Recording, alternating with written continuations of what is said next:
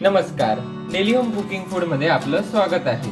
आज आम्ही वाटाणा बटाटा याची भाजी बनवणार आहे। फ्रेश मटार आहेत, त्याच्यामध्ये शेंगा टाकायचे आहेत, ते चांगल्यापैकी कापून घेतलेले आहेत, धुवून सालं सोलून ते शेंगा बघा अशा प्रकारे सोलून घ्यायचे। आणि या ठिकाणी कांदा आहे, चिरलेला कांदा आहे आणि लसूण आहे, 1 वाटी पाणी आहे आणि हे दालचिनी, लवंग, मिरी, चक्रीफूल आणि इकडे तेल आहे। आता चला आपण ह्या पॅन मध्ये आता ही भाजी बनवायला सुरुवात करूया।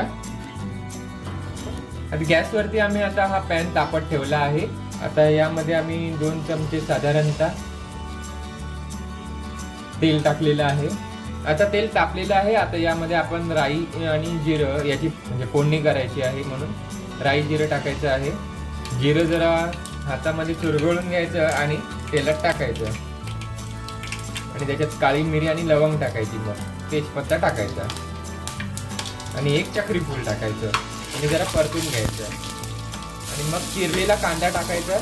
गॅस फ्लेम स्लो करायची। त्यामध्ये आता मसाले टाकायचे आहेत। त्याच्यासाठी अर्धा चमचा हळद टाकली आहे, 1-1.5 चमचा धना पावडर टाक, 2 ते 3 चमचे मालवणी मसाला टाकला आहे आणि आता हा तेलामध्ये चांगला असा परतून घ्यायचा। म्हणजे सोलून घेतलेले आहेत मटार आणि बटाटा ह्याच्यामध्ये ओतायचे आहेत आणि आता छान असं परतून घ्यायचं।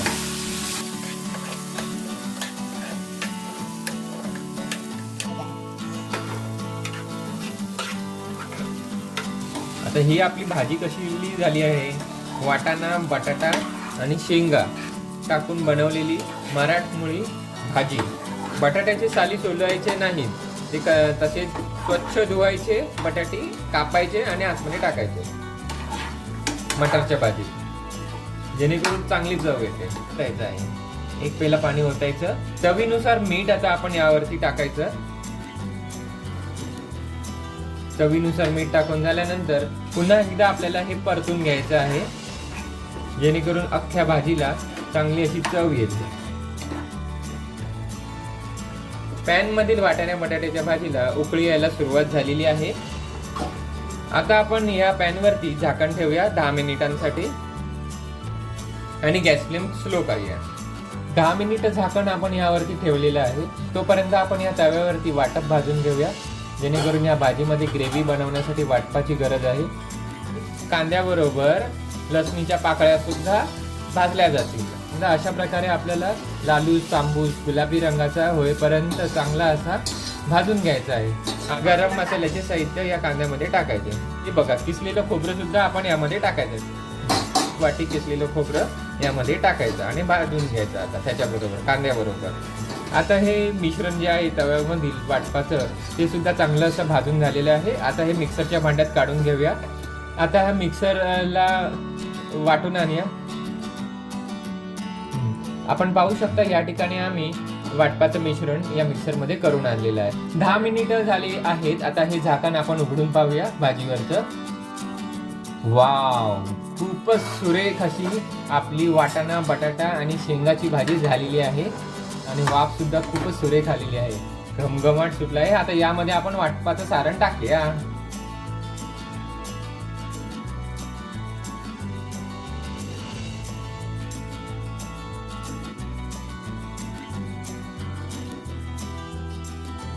घ्यायची बघा, जशी जशी आपण ढवळतो ना तशी तशी याची ग्रेव्ही खूप सुरेख आणि रसदार अशी दिसायला लागते।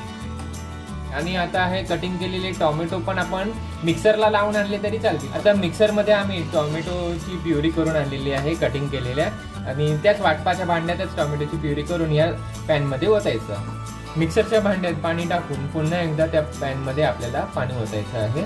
मिश्रण पुन्हा चांगलं असं ढवळून घ्यायचं आहे। बघा, ग्रेव्ही बघा किती सुरेख आणि मस्त झालेली आहे, एकदम घट्ट अशी ग्रेव्ही तयार झालेली आहे, एकदम चांगली अशी ग्रेव्ही तयार झालेली आहे। आता ते वाटप सुद्धा जे टाकलं आहे ना ते आता चांगले असं शिजण्यासाठी 5 ते 10 मिनिटांसाठी झाकण आपण ठेवू शकतो आणि गॅस फ्लेम स्लो कर। 5 मिनिटं झालेली आहेत। आता आपण हे झाकण उघडून पाहूया। वाव, खूपच सुरेख अशी भाजी आपली तयार झालेली आहे. बुडबुडे म्हणजेच उकळी सुद्धा छान येत आहे. आता ही परतून बघूया. चला, छान अशी वाटाणा बटाटा शेंग्याची भाजी छान झालेली आहे. आता ही आपण एका बशीमध्ये काढून घेऊया. बघा, आपण पाहू शकता खूपच सुरेख अशी वाटाणा बटाटा शेंग्याची भाजी बनवली. आता ही भाजी जर तुम्हाला आवडली असेल ना, तर नक्की घरी करून पहा आणि या व्हिडिओला लाईक करा, शेअर करा आणि या चॅनलला सबस्क्राईब करून बेल आयकॉनला प्रेस करा. धन्यवाद.